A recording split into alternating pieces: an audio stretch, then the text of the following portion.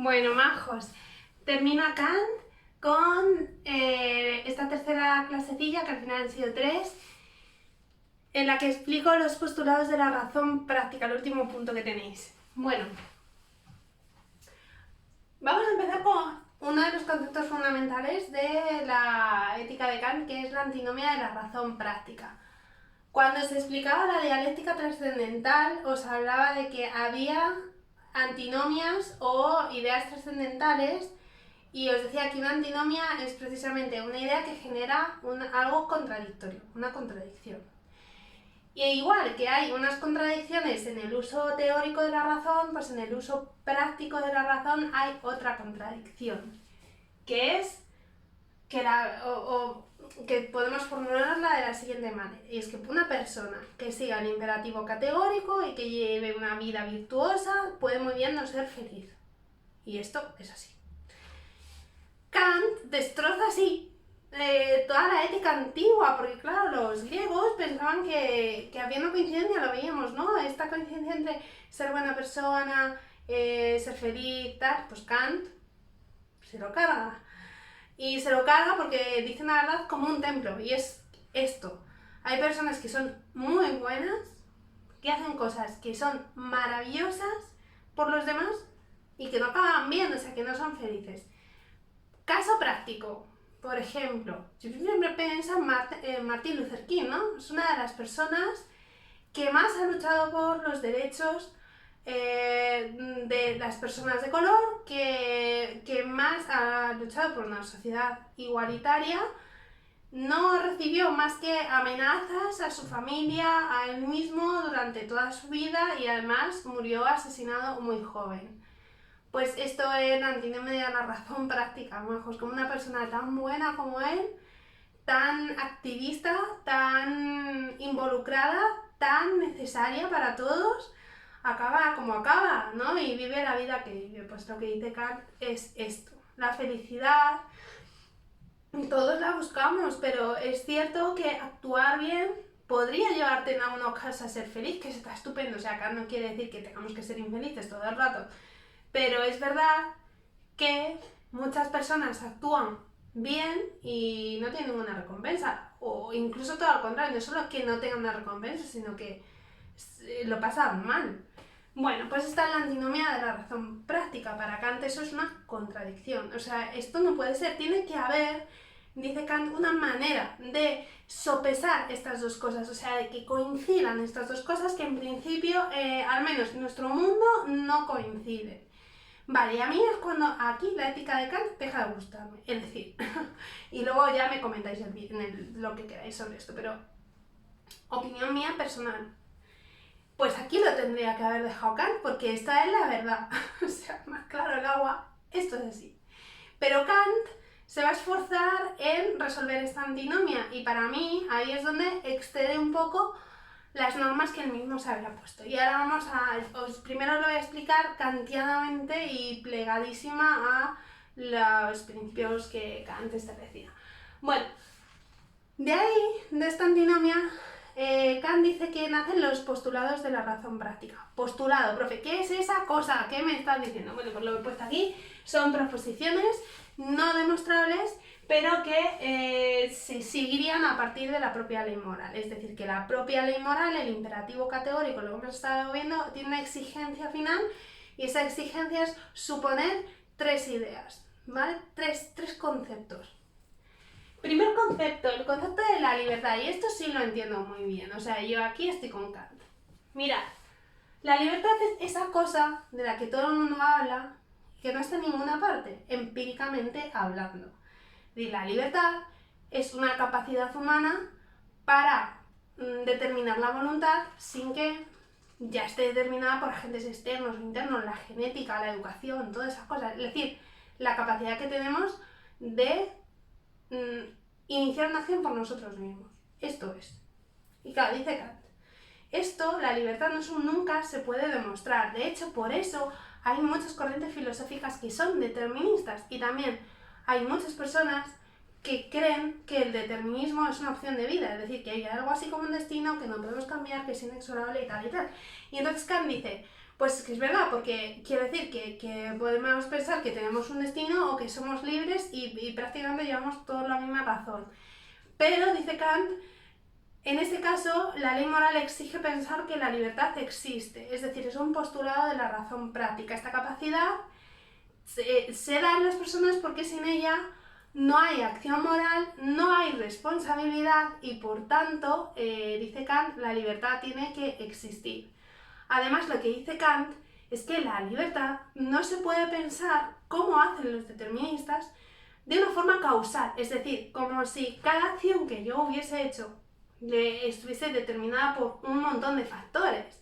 La libertad, como capacidad humana, no puede pensarse desde el punto de vista de la causalidad, tiene que pensarse más bien desde el punto de vista práctico, como una posibilidad, como una capacidad, ¿vale? Entonces, la libertad, os la pongo aquí, sería el primer postulado de la razón práctica. Sin la libertad, sin ella, nos quedamos sin acción moral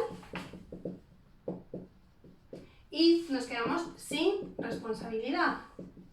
Y lo que llevaría esto aparejado, por supuesto, es que las leyes y todo carecería de sentido. Y si os acordáis, y sé que os acordáis porque sois maravillosos, San Agustín de Hipona decía esto. San Agustín de Hipona decía justamente esto en el texto que leíamos.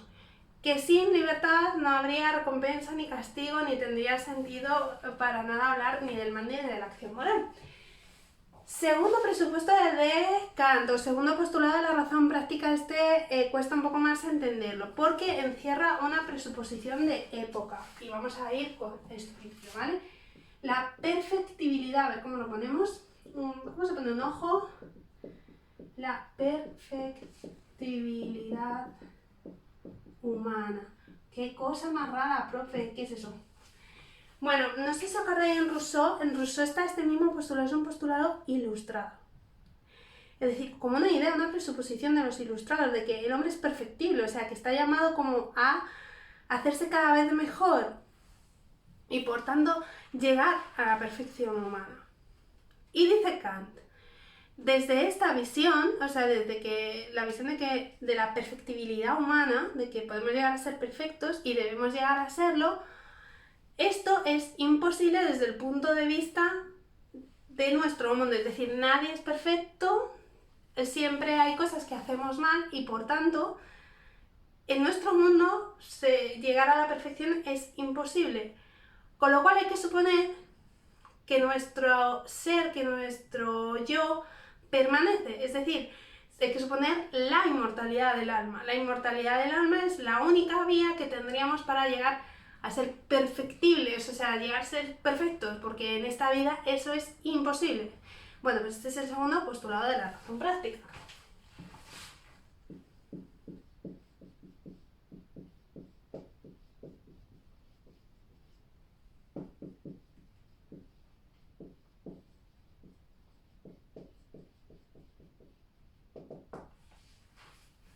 Pero además, otra cosa. No es solo eso, sino que, volviendo a la antinomia de la razón práctica, en esta vida es muy posible que haya mucha gente buena que no llegue a ser feliz. Y esto es inasumible para Kant desde un punto de vista ético. Porque el castigo y la recompensa tiene que estar aparejado. Con lo cual, la inmortalidad del alma es algo necesario, precisamente para borrar esa incongruencia entre que una persona sea virtuosa y no sea feliz. Si permanecemos y tenemos una vida tras la muerte, es posible todavía restaurar esta soberana injusticia, ¿vale?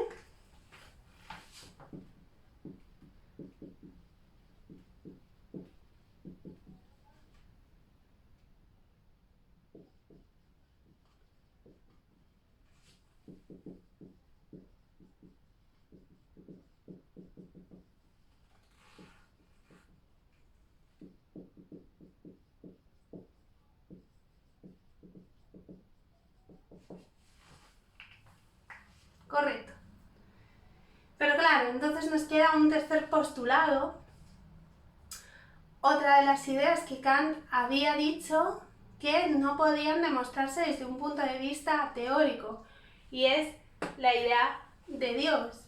Porque claro, ¿quién va a garantizar esto? Pues Dios, efectivamente. ¡Uy! Me pinta el ojito que tanto me gusta. A ver, ahí está. ¡San, san, san, san! Es que hacía mucho que no pintaba esto y ya me estaba a mí dando un PTR. Bueno, Dios, entonces sería ese último postulado, esa última proposición, indemostrable, pero que se sigue de esto, ¿vale? ¿Quién garantiza que esto es así?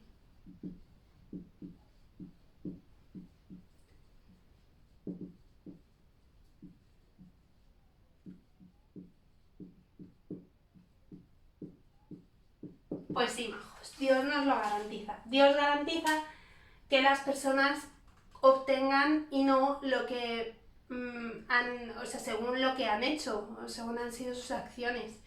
Por tanto, Dios es el tercer postulado de la razón práctica. Así veis cómo lo que Kant perdió por un lado lo recuperó por el otro.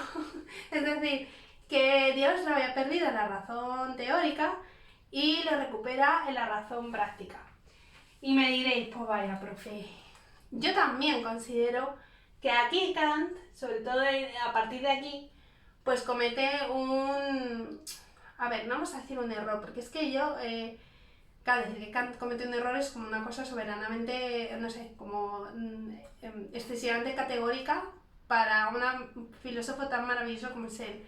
Él sabía que hay ciertos errores, pero lo que Kant quería decirnos, y esto es a lo que voy, es que la razón teórica y la razón práctica no se piensan igual, y que precisamente la idea de Dios, la idea del alma, etcétera, ganan muchísimo sentido en la razón práctica y no en la razón teórica.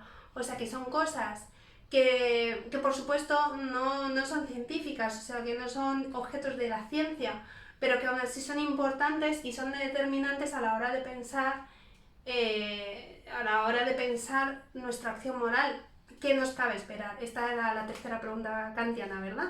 ¿Qué nos cabe esperar? Esto es muy importante para Kant, porque lo que nos cabe esperar a algunos en esta vida es algo malo, es sufrimiento, a buenos que seamos. Entonces, lo que piensa Kant es que el postulado de Dios gana significancia, así como el de la inmortalidad del alma, no en la razón teórica, sino en la razón práctica. Yo, como soy un poco escéptica con estas cosas, siempre pienso que esto sería bonito y que ojalá sea así, pero que tampoco lo podemos saber. Pues no, Kant, sin embargo, piensa que esos postulados son así. Kant era una persona bastante religiosa, muy ortodoxa, además, pues criado en una religión bastante, o sea, el luteranismo y muy ferviente, o sea que él era bastante religioso. Sí entendía que la religión debe siempre plegarse a la razón, es decir, que nosotros no podemos cometer acciones inmorales porque la ley moral es lo más importante. Nadie puede cometer una acción mala en nombre de su religión, pero el sitio de la religión, digamos que sí que está en el corazón de Kant, porque precisamente la acción moral y toda la ética nos determina a pensarlo así. Bueno, y con esto acabaríamos la ética de Kant y nos queda solo la política, que espero poder grabar en nuestra clase porque es muy facilita y creo que se va a entender muy bien y tiene mucho que ver con el imperativo categórico, o sea que es fácil. Consejo para redactar la pregunta de Dios, aunque lo hablaremos en la sesión de dudas. La pregunta de Dios tiene que estar pivotada en dos ejes. Por un lado, lo que hemos visto en la razón teórica y cómo Kant llega a la idea en la dialéctica trascendental de que Dios está más allá del ámbito teórico, es una idea metafísica y tiene un uso, como veíamos, regulativo. Por otro lado, tenemos que hablar de Dios como tercer postulado de la razón práctica y por qué lo supone. Y ahí es cuando nos queda la pregunta chachipirulí, ¿vale? Bueno, chicos, os dejo ya por fin 15 minutos solo para los postulados de la razón práctica. Menos mal que he dividido el vídeo en dos. Que nos vemos luego. con la política en Kant, y con eso acabamos a nuestro autor larguísimo. Besito a todos.